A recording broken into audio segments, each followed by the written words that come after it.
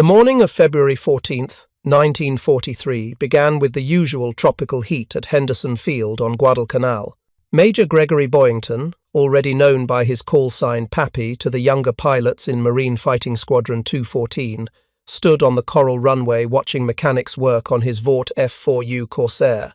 The aircraft sat there like a predatory bird, its distinctive inverted gull wings catching the early sunlight, its massive four-bladed propeller silent for the moment. Boyington was 30 years old, ancient by fighter pilot standards, and he'd already heard the whispers. The Japanese pilots, operating out of Rabaul, nearly 600 miles to the northwest, were calling the Corsair the Whistling Death because of the sound its wing root air intakes made during high-speed dives. But they were also calling it something else, something that stung more than any enemy fire. They were calling it overrated.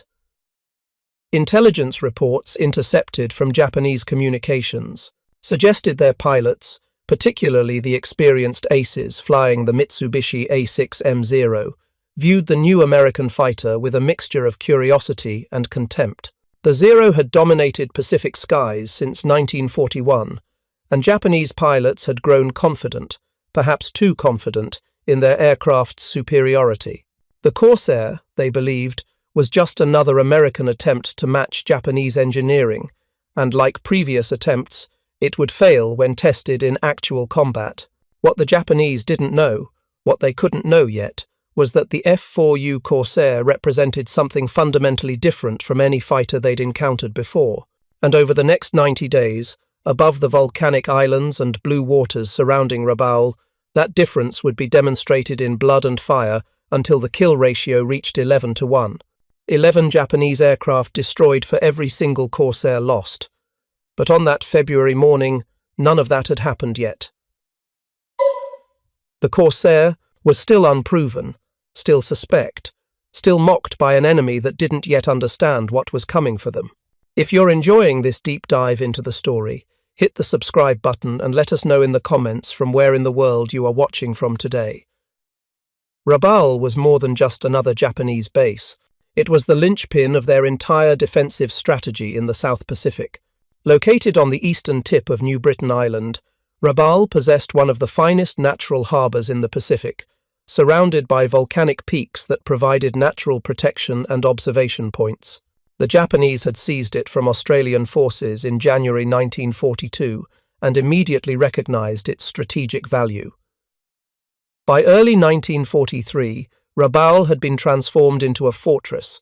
The Japanese had constructed 5 separate airfields around the harbour, each one capable of operating fighters, bombers, and reconnaissance aircraft. They'd carved thousands of tons of supplies and ammunition into caves and tunnels in the volcanic rock, making the base nearly immune to aerial bombardment. Anti-aircraft batteries ringed the harbour and airfields, creating interlocking fields of fire that made low-level attacks suicidal. More importantly, Rabaul served as the forward headquarters for the Japanese 11th Air Fleet, which controlled all naval aviation operations in the region. Hundreds of aircraft were based there, including some of the most experienced fighter squadrons in the Imperial Japanese Navy. Pilots who'd fought at Pearl Harbor, who'd participated in the conquest of the Dutch East Indies, who'd battled over Guadalcanal. They were all there, concentrated in one location. The strategic logic was sound. Control Rabaul, and you controlled the Bismarck Sea and the approaches to New Guinea. Lose Rabaul, and the entire Japanese defensive perimeter in the South Pacific would collapse. American planners understood this perfectly, which is why they'd decided not to invade Rabaul directly. The cost in lives would be catastrophic.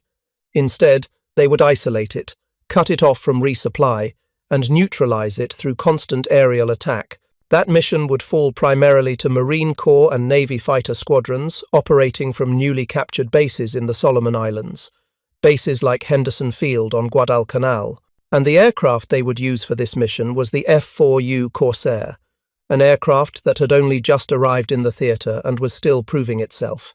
The Vought F4U Corsair's development began in 1938 when the United States Navy issued a requirement for a new carrier-based fighter that could exceed 400 miles per hour in level flight. This was an extraordinarily ambitious specification. No carrier-based fighter in the world could reach that speed, and many engineers doubted it was even possible given the structural and aerodynamic constraints of carrier operations. Vought Aircraft's design team, led by Chief Engineer Rex Beisel, approached the problem with innovative thinking.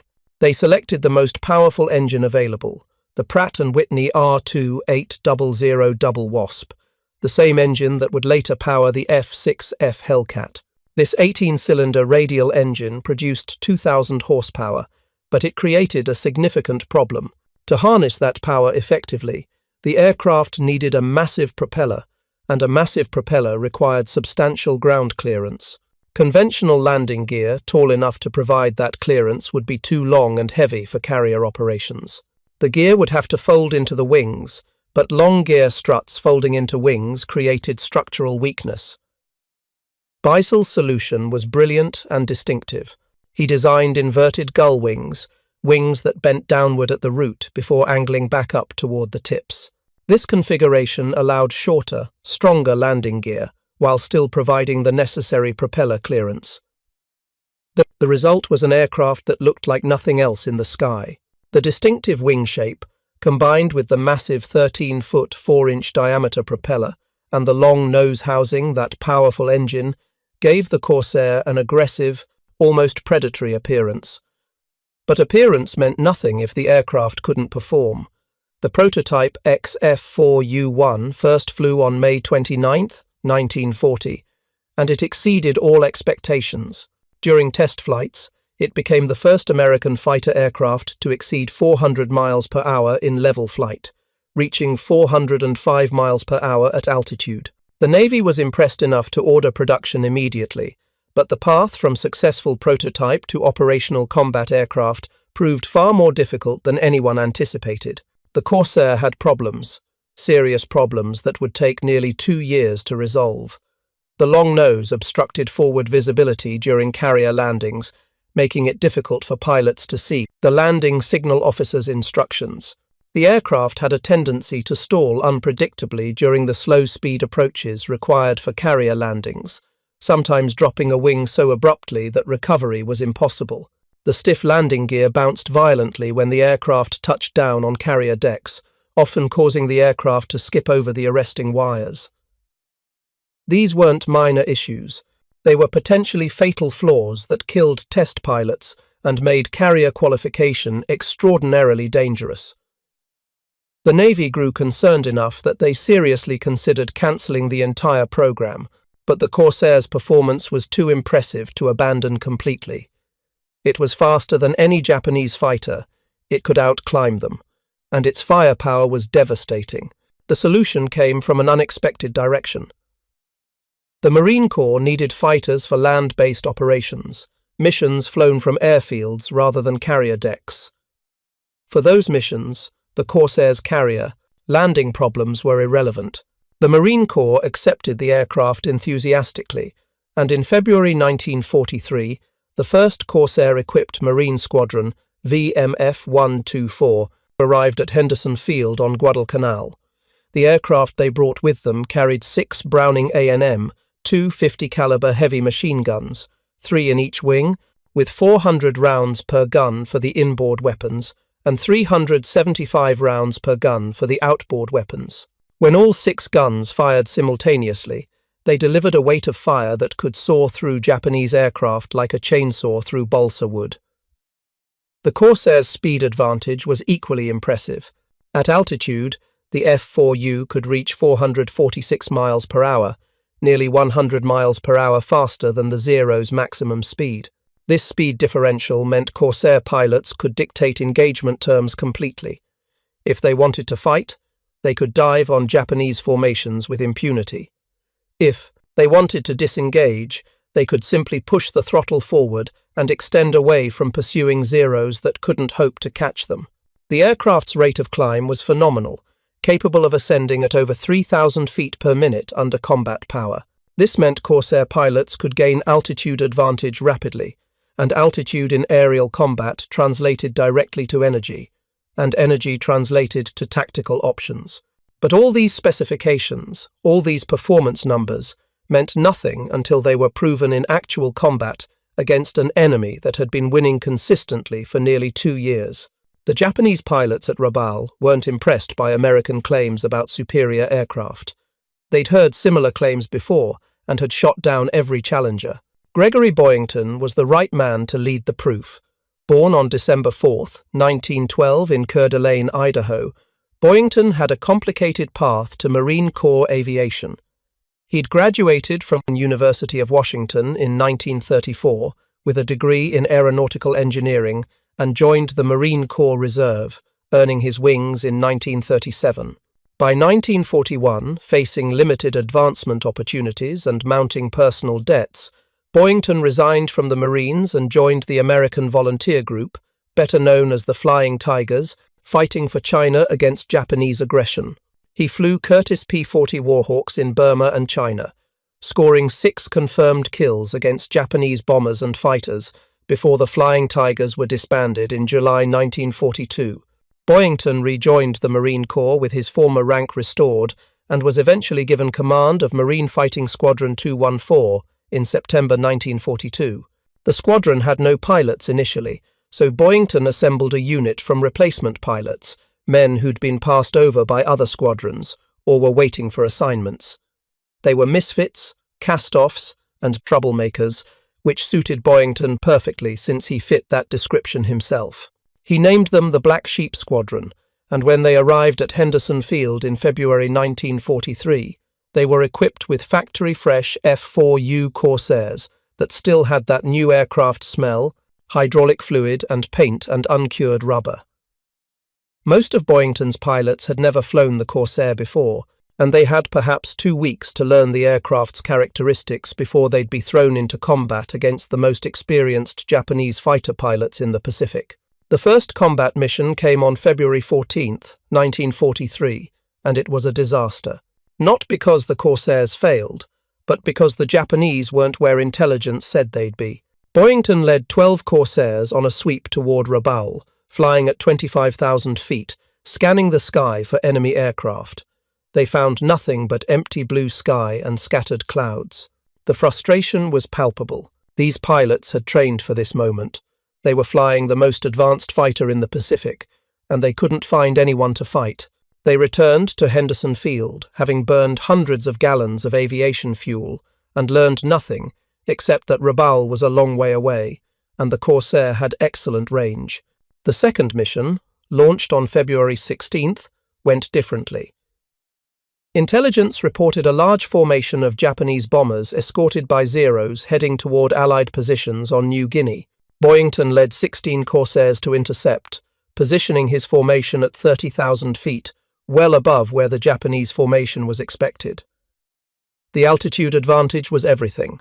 When Boyington spotted the Japanese bombers, medium bombers flying in tight formation with Zero fighters weaving above and around them, he had both altitude and speed on his side. He rolled his Corsair inverted, pulled back on the stick, and dove toward the formation with his wingman following, as close behind. The dive was violent, exhilarating, and terrifying all at once. The Corsair accelerated rapidly, the wind noise rising to a scream as airspeed approached 500 miles per hour. The wings flexed under the aerodynamic loads but held solid. The massive propeller pulled the aircraft through the air with brutal efficiency, and then Boyington was in range. He selected his target carefully, a Mitsubishi G4M Betty bomber on the formation's left flank, and opened fire at 400 yards. The 650 caliber machine guns roared to life, and tracers arced through the air, converging on the bomber. The Betty's wing root erupted in flames almost immediately. Japanese bombers were notoriously vulnerable to fire, their fuel tanks unprotected, their structure lightly built to maximize range and bomb load. Boyington held the trigger for perhaps 2 seconds, firing approximately 120 rounds, then released and pulled up hard, using his tremendous speed to zoom back to altitude. The Betty rolled lazily to the right, already fully engulfed in flames, and began its death spiral toward the ocean below. His wingman destroyed a second bomber during the same pass, and suddenly the entire Japanese formation was in chaos. The Zeros reacted, breaking away from their escort positions to engage the attacking Corsairs. but Boyington had already climbed back to 28,000 feet, repositioning for another attack. This was the fundamental tactical advantage the Corsair provided. The boom and zoom attack, dive at high speed from altitude, make a firing pass, then use that speed to climb back to altitude before the enemy could react. The Zero couldn't match the Corsair's speed in a dive, couldn't catch it in a climb, and couldn't follow it through high-speed vertical maneuvers. Japanese pilots, accustomed to turning dogfights where the Zero's superior maneuverability gave them the advantage, found themselves fighting a completely different kind of battle, one where their strengths were irrelevant and their weaknesses were fatal. Over the next hour, the Corsairs methodically destroyed the Japanese formation. Boyington himself shot down 3 bombers and 1 Zero. Other pilots in his squadron claimed additional kills, and when the engagement ended, the Japanese had lost at least 15 aircraft, while the Corsairs returned to Henderson Field without a single loss. That mission, that engagement on February 16, 1943, marked the beginning of the end for Japanese air superiority over the South Pacific. The Corsair had proven itself in the most definitive way possible, in combat, against experienced enemy pilots, achieving overwhelming victory. But one successful mission doesn't win wars, and the Japanese pilots at Rabaul weren't ready to concede anything yet. They'd lost battles before and had always come back stronger. This time, they believed, would be no different. They were wrong, and the next 90 days would prove it beyond any possible doubt. The tactical doctrine that emerged from those early Corsair missions became formalized through bitter experience and careful analysis. Marine Corps and Navy fighter tacticians studied every engagement, interviewed every pilot, analyzed gun camera footage, and distilled lessons into concrete procedures that were taught to every Corsair pilot entering combat. The first rule was altitude discipline. Corsair pilots were instructed to maintain altitude advantage whenever possible, ideally starting engagements at least 5,000 feet above enemy formations. Altitude could be converted to speed through diving, and speed was life in aerial combat. A faster aircraft could engage or disengage at will, choosing when and where to fight. The second rule was energy management. Never get slow in a turning fight with a Zero. The Japanese fighter could turn inside anything the Americans had, and a slow Corsair in a tight turn was a dead Corsair. Instead, Corsair pilots were taught to fight in the vertical plane, using climbs, dives, and barrel rolls, where their superior power gave them the advantage. The third rule was fire discipline. The Corsair carried substantial ammunition, but it could still be exhausted quickly if pilots held the trigger down indiscriminately. Short bursts, 1 to 3 seconds maximum, were emphasized.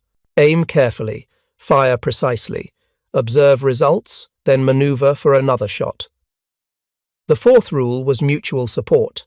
Corsairs operated in pairs, the leader and wingman, with the wingman's primary job being to protect the leader's blind spots. 2 aircraft working together could control far more airspace than 2 aircraft operating independently, and they could support each other if either pilot got into trouble. These weren't revolutionary concepts. Fighter pilots in Europe had already learned similar lessons, but applying them consistently, drilling them into every pilot until they became automatic responses, that's what made the difference between good squadrons and exceptional squadrons. Boyington's Black Sheep exemplified these principles. His pilots weren't necessarily the most skilled individually, but they worked together effectively, maintained discipline under fire, and executed their tactical doctrine with precision. And they had the Corsair, an aircraft that made executing that doctrine possible. If you find this story engaging, please take a moment to subscribe and enable notifications. It helps us continue producing in-depth content like this. The Japanese response to the Corsairs' early successes was predictable. They committed more fighters to defend Rabaul, pulling experienced pilots from other theatres and reinforcing their squadrons with fresh aircraft. By March 1943, the Japanese had concentrated more than 200 fighters at Rabaul's 5 airfields, the largest concentration of Japanese air power anywhere in the Pacific. They also adapted their tactics.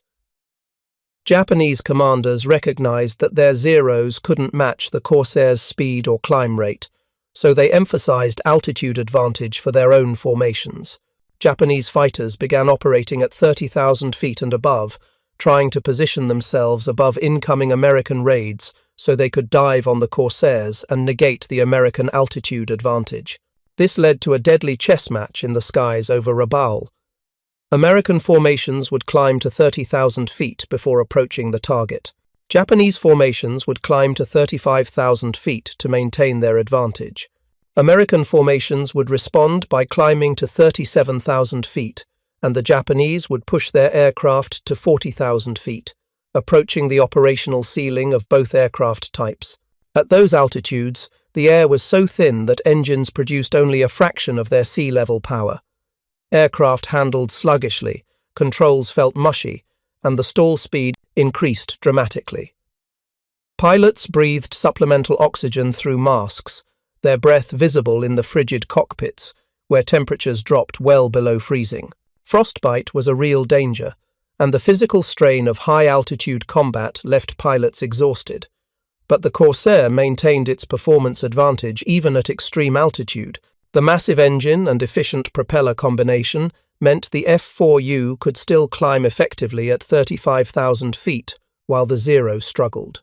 This altitude performance became crucial in the grinding attrition battles that characterized the Rabaul campaign. One engagement, in particular, demonstrated the Corsairs' dominance. On March 28, 1943, a formation of 24 Corsairs from multiple Marine squadrons intercepted a large Japanese raid heading toward Allied shipping in the Solomon Islands. The Japanese force consisted of approximately 40 Zero fighters, escorting 18 Betty bombers. The Americans had both altitude and positional advantage, starting the engagement 5,000 feet above the Japanese formation with the sun behind them. When the lead Corsair division rolled into their attack dive, the Japanese were caught completely by surprise. The dive-bombing tactics that Corsair pilots had perfected proved devastatingly effective. 4 Corsairs dove on the bomber formation simultaneously, each pilot selecting a different bomber as his target. They opened fire at close range, their combined firepower pouring thousands of .50 caliber rounds into the tightly packed formation. 4 bombers were destroyed in the first pass, burning and exploding so violently that the shock waves buffeted nearby aircraft. The Corsairs zoomed back to altitude, used their speed advantage to reposition, and dove again. 4 more bombers fell during the second pass. The Japanese formation completely disintegrated, bombers scattering in all directions, some jettisoning their bomb loads to gain speed, others attempting to reach cloud cover for concealment. The Zero escorts tried desperately to protect the bombers, but they were fighting the Corsairs' fight now. High-speed slashing attacks where superior power and firepower overwhelmed superior maneuverability. Several Zeros were shot down trying to intercept the diving Corsairs, and the rest found themselves unable to keep pace with the American fighters. When the engagement ended 30 minutes later, the Japanese had lost 16 bombers and 8 Zeros. The Corsairs returned to their bases having lost 1 aircraft, a pilot who'd been hit by defensive fire from a bomber and had to ditch in the ocean. He was rescued by a Navy patrol boat within 2 hours, 16-1. The kill ratio from that single engagement exceeded even the optimistic projections American planners had made when the Corsair entered service. Japanese after-action reports from March 1943, recovered after the war from captured documents, reveal the psychological impact these engagements had on Japanese pilots. One report described the Corsair as possessing speed and power beyond our ability to counter. Another noted that our pilots are experiencing difficulty maintaining morale when facing these aircraft. The mythology around the Corsair grew with each engagement. Japanese pilots began calling it the Whistling Death universally now, the earlier mockery replaced by grudging respect and genuine fear. Radio intercepts captured Japanese pilots warning each other about Corsair formations, sometimes breaking off attacks entirely when Corsairs appeared, even if the Japanese had numerical advantage. This psychological dimension of aerial combat is often overlooked in technical analyses that focus purely on aircraft performance specifications. But pilot confidence matters enormously. A pilot who believes his aircraft is superior will press attacks more aggressively, take calculated risks, and fight with determination. A pilot who believes he's outmatched will hesitate, disengage early, and fight defensively. By April 1943, Japanese pilots operating from Rabaul knew they were outmatched. They still fought, they still died bravely trying to defend their base and protect their bombers. But the certainty that they'd once felt, the confidence that had carried them through 2 years of victories, was gone. Gregory Boyington's personal kill count climbed steadily throughout March and April. He added 12 more confirmed victories to the 6 he'd scored with the Flying Tigers, making him one of the highest-scoring American aces in the Pacific. His aggressive flying style, his tactical innovation, and his ability to inspire his pilots made him legendary within marine aviation. But Boyington wasn't invincible, and on April 19, 1943, his luck ran out temporarily. During a massive raid on Rabaul, involving more than 50 American fighters, Boyington's Corsair took hits from a Zero that had managed to position itself advantageously. 20mm cannon shells struck his engine cowling and right wing, severing fuel lines and damaging the aileron controls. Boyington nursed the damaged Corsair back toward Henderson Field, the engine running rough, fuel streaming from the punctured tanks, the aircraft handling unpredictably due to the damaged flight controls. He made it to within 50 miles of Guadalcanal before the engine seized completely, the propeller freezing in place. He ditched in the ocean, a controlled crash that shattered the Corsair's fuselage but left Boyington relatively uninjured. He deployed his life raft, activated his emergency transponder, and waited for rescue. A Navy PBY Catalina flying boat picked him up 6 hours later, sunburned and dehydrated but otherwise fine. 3 days later, Boyington was flying a new Corsair, back in combat, and by the end of April, he'd added 3 more kills to his total. His near-death experience hadn't slowed, bringing him down. If anything, it had reinforced his aggressive approach. The Corsair had brought him home despite catastrophic damage, proof that the aircraft could absorb punishment and still function. The 90-day campaign over Rabaul wasn't a single continuous battle. It was a grinding war of attrition, daily missions flown in oppressive heat, mechanical failures, battle damage, and the constant psychological strain of knowing that every flight could be your last. The Corsair pilots, operating from Henderson Field and newly captured bases in the Russell Islands, settled into a brutal routine that defined their existence from February through May 1943. A typical combat day began at 4:30 in the morning. Pilots were awakened in their tents by orderlies who'd already brewed terrible coffee from grounds that had been reused multiple times. Breakfast was powdered eggs, spam, and bread that was often mouldy despite being stored in sealed containers. The tropical climate made everything decay rapidly, and fresh food was a luxury reserved for rear area personnel. By 5:15, pilots gathered in the operations tent for mission briefings. Intelligence officers would outline the day's objectives, target coordinates for Rabaul, expected Japanese fighter strength, weather conditions, and rescue procedures if anyone went down. These briefings were matter-of-fact, almost casual, because everyone knew the script by now. Fly to Rabaul, engage Japanese fighters, try not to die, come home. Pre-flight checks began at 5:45. Pilots walked around their Corsairs inspecting control surfaces, checking tire pressure, looking for fluid leaks or structural damage. Mechanics worked through the night keeping these aircraft flyable, but maintenance in combat conditions was always a compromise between thoroughness and necessity. Some problems got fixed immediately. Others got deferred until they became critical. Engine start was at 6:15. The Pratt and Whitney R2800 engines coughed, sputtered, then roared to life with that distinctive sound of 18 cylinders firing in sequence. Blue-grey exhaust smoke drifted across the flight line as pilots ran through their pre-takeoff checklists. Oil pressure, fuel pressure, magneto check, control surface movement, trim settings. Takeoff occurred in flights of 4, each flight separated by 30 seconds to avoid propeller wash turbulence. The Corsair needed approximately 1,500 feet of runway to get airborne at combat weight, and Henderson Field's Coral runway provided barely enough distance. Pilots advanced throttles to full power, released brakes, and felt the massive torque of that engine trying to pull the aircraft left. Right rudder compensated, keeping the aircraft tracking straight as speed built. At 90 miles per hour, pilots eased back on the stick and the Corsair lifted off, gear retracting with hydraulic whines as the aircraft climbed away from Guadalcanal's coastline. Forming up took another 10 minutes as individual flights merged into squadron formations, then multiple squadrons formed into larger strike packages. The flight to Rabaul took 90 minutes at cruise speed, throttled back to conserve fuel.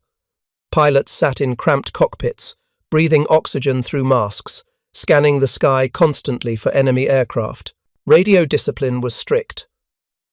Unnecessary chatter was forbidden because Japanese radio direction finding stations could track American formations by their transmissions. At approximately 100 miles from Rabaul, radar stations on New Britain began tracking the incoming American formations. Japanese air defense commanders received alerts and scrambled their fighters, Zeros and newer models like the Kawanishi N-1K interceptor.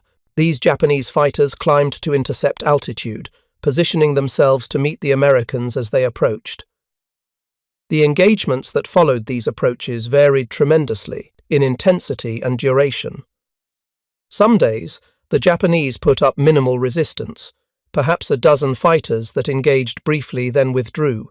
Other days, they committed everything they had, 50 or 60 fighters that attacked with suicidal determination. One mission on April 7, 1943, exemplified the latter category. A strike package of 32 Corsairs encountered a Japanese defensive force of approximately 70 fighters. The numerical odds favored the Japanese significantly, but the performance advantage still belonged to the Corsairs. The engagement began at 32,000 feet when Japanese Zeros, having climbed above the American formation, dove to attack.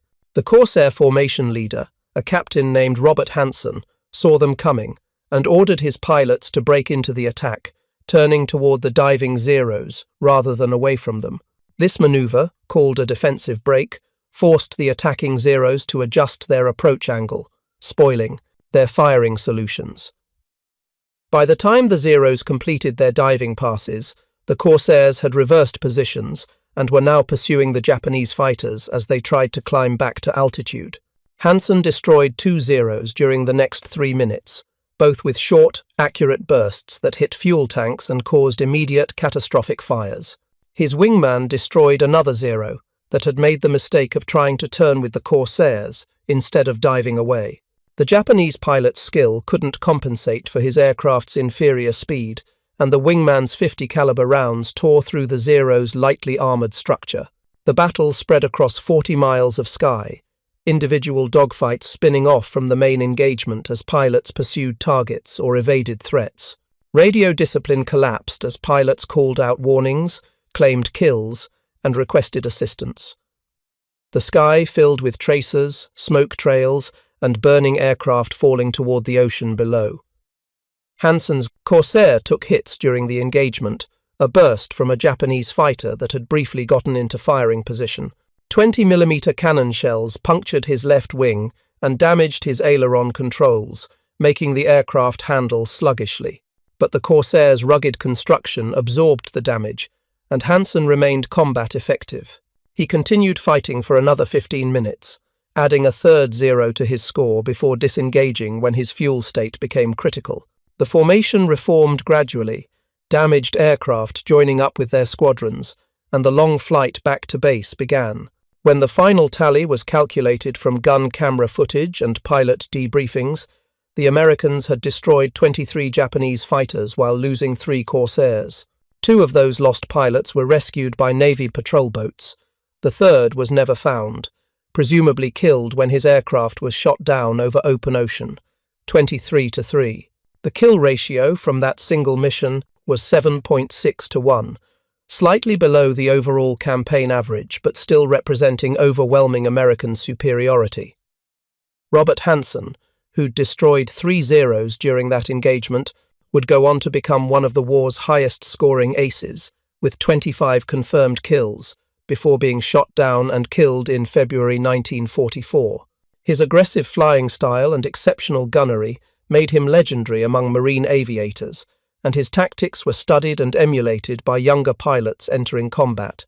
The Corsairs' technical advantages became even more apparent when Japanese pilots attempted to exploit what they perceived as weaknesses in American tactics.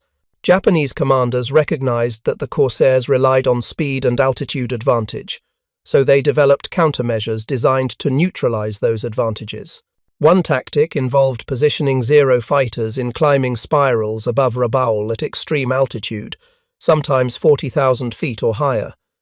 These fighters would wait for American formations to approach, then dive on them from directly above, using gravity to accelerate to speeds approaching the Corsairs' maximum. This tactic worked occasionally, particularly when American formations were caught by surprise, or when individual Corsair pilots became separated from their formations. But the Corsairs' structural strength gave it a critical advantage even in these situations.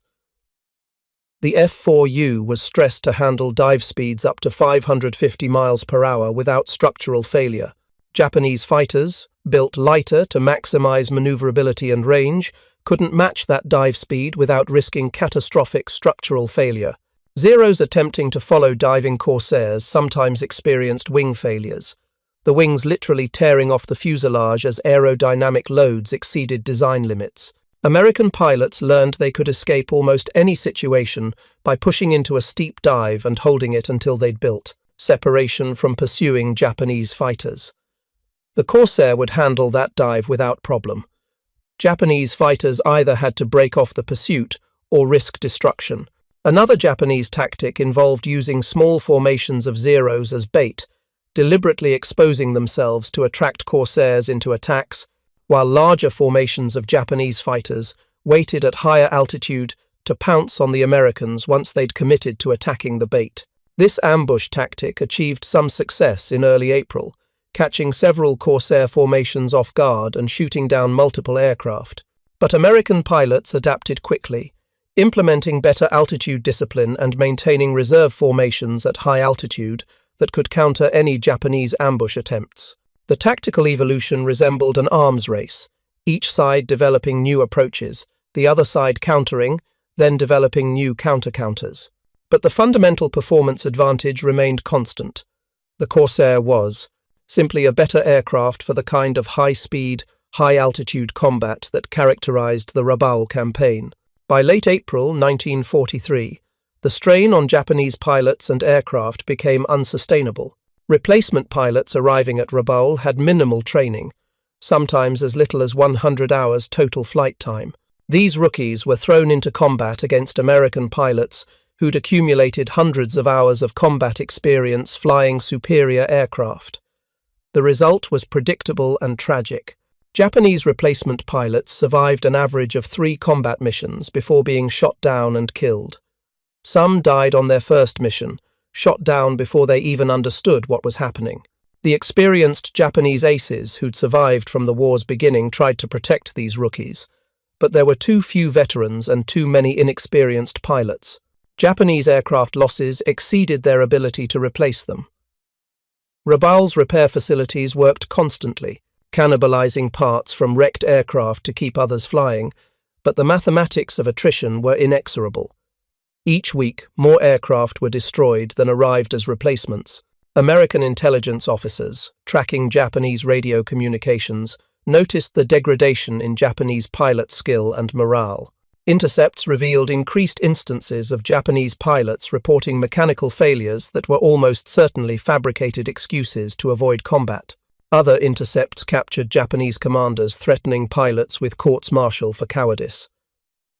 The psychological collapse of Japanese air units at Rabaul paralleled the material collapse.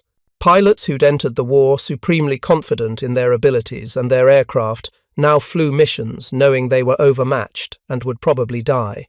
That knowledge affected everything: decision-making, aggressiveness, even basic flying skills.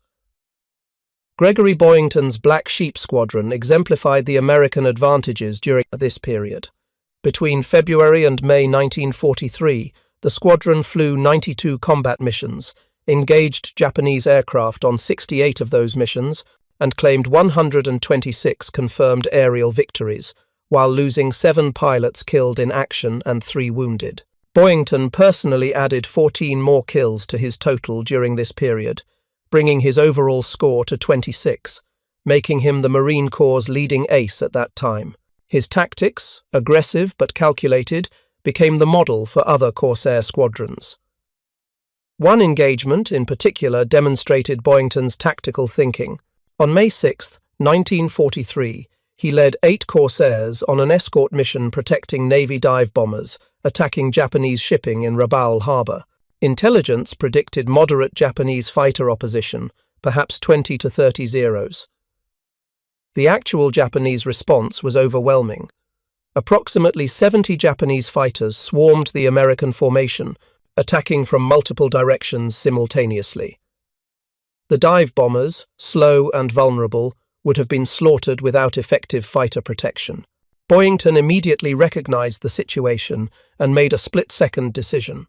He detached 4 Corsairs to stay with the dive bombers as close escort, while he led the other 4 Corsairs directly toward the largest concentration of Japanese fighters, deliberately drawing their attention away from the bombers. This sacrificial tactic, using a small fighter force to distract a much larger enemy force, was extraordinarily dangerous. Boyington's 4 Corsairs faced approximately 50 Zeros, odds of more than 12 to 1. But the Corsairs' performance advantage and Boyington's aggressive flying style made it work. He led his flight in a high-speed diving attack directly through the center of the Japanese formation, firing at targets of opportunity but primarily focused on disrupting their organization.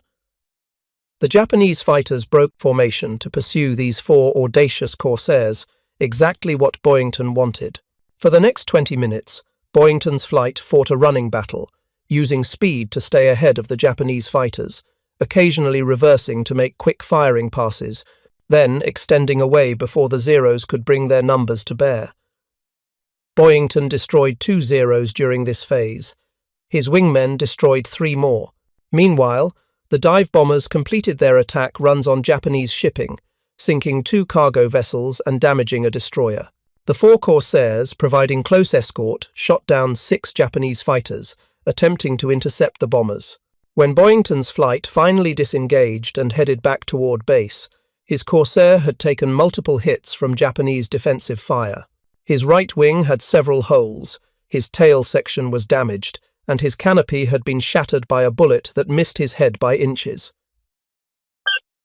He made it back to Henderson Field, landed successfully despite the damage, and climbed out of his cockpit to find mechanics staring at his aircraft in disbelief. By all rights, that much damage should have made the aircraft unflyable, but Corsairs were built to take punishment and keep flying. The material kill ratio by mid-May 1943 told an unambiguous story. American records indicated that Corsair squadrons operating against Rabaul had destroyed approximately 260 Japanese aircraft while losing 24 Corsairs in air-to-air combat. That produced a kill ratio of 10.8 to 1, essentially the 11 to 1 ratio that would define the campaign. Japanese records, recovered after the war and analyzed by American historians, largely confirmed these numbers. Japanese commanders at Rabaul reported losing 247 aircraft to enemy fighters between February and May 1943, with most losses attributed to the new American fighter with the bent wings. The strategic impact of this aerial victory extended far beyond simple aircraft counts. Rabaul's effectiveness as a forward operating base declined dramatically. Japanese bombers that previously attacked Allied positions with relative impunity now faced devastating fighter opposition. Shipping convoys trying to resupply Rabaul were intercepted and mauled by American aircraft that the Japanese could no longer defend against effectively. By June 1943, the Imperial Japanese Navy had essentially written off Rabaul as a viable offensive base. It remained garrisoned and defended, but the concentration of forces there was gradually reduced as aircraft and pilots were redistributed to other theatres where they might be more effective. The American advance through the Solomon Islands continued unopposed from the air. New bases were constructed, bringing American fighters even closer to Japanese positions. The strategic initiative in the South Pacific had shifted decisively, and it would never shift back. Gregory Boyington's combat tour ended in late May 1943 when he was rotated back to the United States for rest and recuperation. His final score stood at 26 confirmed kills, though he believed his actual total was higher since some of his claims couldn't be confirmed through gun camera footage or witness statements. He spent 6 months stateside, participating in war bond drives and training new fighter pilots. But Boyington wasn't suited for rear area duty, and by September 1943, he'd finagled his way back to combat, taking command of Marine Fighting Squadron 214 again for a second combat tour. During this second tour, Boyington would add 16 more confirmed kills to his total, bringing his final score to 28, making him the Marine Corps' all-time leading ace. But his luck finally ran out on January 3, 1944, when he was shot down over Rabaul during a massive fighter sweep. His Corsair was hit by multiple Japanese fighters attacking simultaneously. The aircraft caught fire, and Boyington bailed out at low altitude, parachuting into the ocean near Japanese-held territory. He was captured by a Japanese submarine and spent the remainder of the war in Japanese prisoner-of-war camps, enduring brutal treatment that nearly killed him. He survived captivity and was liberated in August 1945 when Japan surrendered. The Marine Corps awarded him the Medal of Honor for his actions during his 2 combat tours, and he received the Navy Cross for his January 3 mission, where he'd destroyed 3 Japanese fighters before being shot down himself. The F4U Corsair continued serving throughout World War II and beyond, eventually achieving a total of 2,140 aerial victories against Japanese aircraft, while losing only 189 Corsairs in air-to-air combat. That overall kill ratio of 11.3 to 1 made the Corsair the most successful fighter aircraft in the Pacific War. The aircraft's distinctive appearance, its inverted gull wings and massive engine, became iconic. Navy and Marine Corps squadrons flew Corsairs from carriers once the early landing problems were finally resolved in late 1943. The aircraft served in Korea, where it distinguished itself in ground attack missions, and some air forces flew Corsairs into the 1960s. But it was during those 90 days over Rabaul in early 1943 that the Corsair proved its worth definitively. Japanese pilots who'd mocked the aircraft initially, who'd believed their Zeros were invincible, learned painful lessons written in blood across Pacific skies. The 11-to-1 kill ratio wasn't achieved through numerical superiority or technological gimmickry. It resulted from superior aircraft design, combined with sound tactical doctrine and well-trained pilots who executed that doctrine with discipline and aggression. The Corsair gave American pilots the tools they needed to dominate. Pilots like Boyington and Hansen used those tools with devastating effectiveness. Japanese commanders recognized their defeat but couldn't reverse it. Their aircraft industry couldn't produce fighters that matched the Corsair's performance. Their pilot training programs couldn't replace losses quickly enough. And the psychological damage inflicted during those 90 days, the knowledge that they were outmatched, proved irreversible. When American historians interviewed surviving Japanese pilots after the war, many cited the Corsair as the weapon that broke Japanese air power in the South Pacific. One former Zero pilot stated simply that when the Corsairs arrived in numbers, we knew we had lost. The Whistling Death had earned its name through combat performance that exceeded even optimistic American expectations. The legacy of those 90 days extended beyond the immediate tactical victories. Validated American aircraft design philosophy, proving that speed, firepower, and durability could overcome maneuverability advantages. Future American fighters, including jets, would follow similar design principles. The campaign also demonstrated that technological superiority, combined with effective tactics, could achieve decisive results even against numerically comparable forces and highly motivated enemies. These lessons influenced American military thinking throughout the Cold War and beyond. David McCampbell, flying Hellcats from carriers, and Gregory Boyington, flying Corsairs from land bases, represented two parallel paths to the same destination. Aerial dominance over the Pacific. Their aircraft were different, their tactical situations varied, but both proved that American engineering and American pilots could defeat any opponent. The Japanese never underestimated the Corsair again after those 90 days. The mockery disappeared, replaced by fear and respect. And in the brutal calculus of aerial warfare, that psychological victory mattered as much as the 11-to-1 kill ratio. Thank you for watching. For more detailed historical breakdowns, check out the other videos on your screen now, and don't forget to subscribe.